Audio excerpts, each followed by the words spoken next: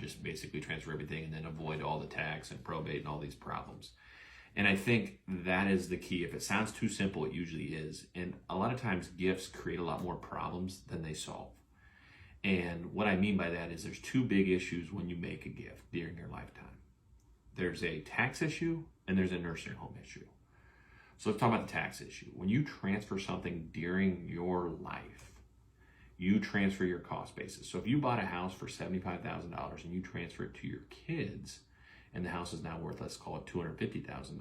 Well, your kids inherit your $75,000 cost basis. Why that is significant? Because when you pass away and your kids go to sell that house, they're going to pay capital gains on the difference between your cost basis and what the fair market value is. That means they could end up having to pay $175,000 capital gains on that sale because they got your $75,000 cost basis from the 70s. So you don't get the step up in cost basis when you transfer assets to different people during your life, whether it be your kids, your grandkids, doesn't matter.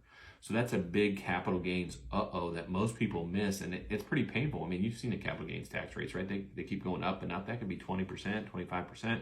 So that's real money that's lost. And it doesn't just apply to houses, right? It could be stock. It could be, it could be anything. When you're transferring, it's the value that you paid for it, and then it goes.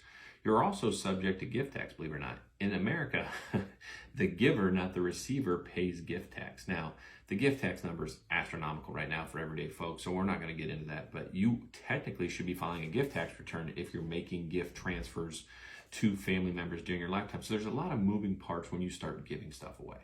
So that's the tax kind of when you make a bad gift. Now, the nursing home issue is, well, shoot, I'm going to give my house to my kids. Well, right away, let's get practical. Their problems now are your problems. And I know that your kids would never do anything that would disappoint mom and dad, right? Never, never, never. But life has a way of happening, Randy. It just does.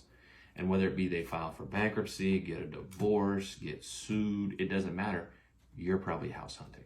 And that's the unfortunate reality, because it's now no longer your house. No matter what you and your child agreed on, the title of the house is now no longer in your name. So if they get sued or anything happens, they get divorced, maybe your in-law that you didn't care for, that son-in-law you didn't care for very much, may be living in your home.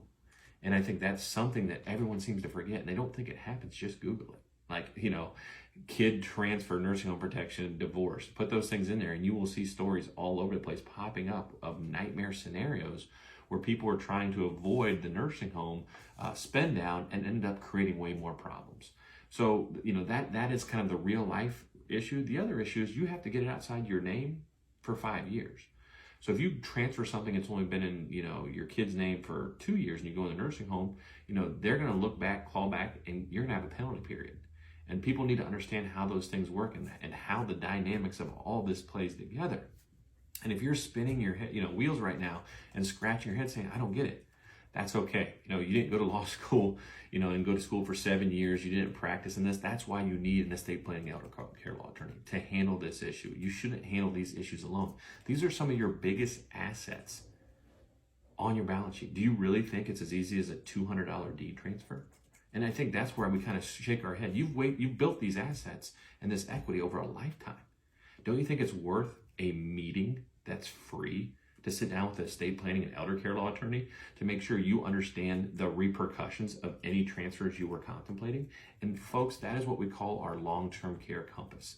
That is a part of every roadmap we do. We sit down with a retirement planner and an estate planning and elder care law attorney so you can sit down and ask all these questions. Hey, I was thinking about transferring my farm, my house, my kids. How do I make sure I do this? And a lot of times we end up using asset protection trust, and everybody thinks trusts are for millionaires. They're not. Trusts are for you. It's based on what your goals are. And if you want to put a $200,000 house in an asset protection trust, that seems like it's worth it. I mean, Randy, $200,000 is a lot of money to everybody, isn't it? And at the end of the day, if we're getting that protected from the nursing home and outside the 5-year clock, but maintaining your step up in cost basis when you pass away, it basically checks all the boxes and it protects your gift. It makes sure you don't get bad tax treatment for capital gains tax. It makes sure that if your kids get divorced or sued, it doesn't matter. And it also makes sure at the end of the day, the house is freaking there if you need it. And at the end, that means you can't get kicked out of your house. You can't get, I know that's a scary thought, but if your kids show up in your nursing home and you're not ready, or you end up only being 2 years into the transfer, and then you go into a nursing home. What happens? Well, that house is still there. That means we still have the value of the asset. We still have it available if we need it. And it puts everything with a bow on it, controlled by you, not your kids, not someone else. You get to maintain that indirect control over the course of your lifetime to protect against the biggest risk in your retirement. And don't kid yourself, folks. I know you don't want to hear this. I know your financial advisor probably won't tell this to you because he doesn't have a solution for it. But at the end of the day, spending $10,000 a month going into a nursing home that you have a 65% probability of ending up at is the largest risk in retirement. The average stay being over 2 years, we're talking about hundreds of thousands of dollars, folks. Hundreds of thousands that can come out of your assets if you don't plan ahead, because that could impoverish your spouse or essentially just basically wash through your life savings if you don't have a long-term care compass to help you navigate that nasty boulder.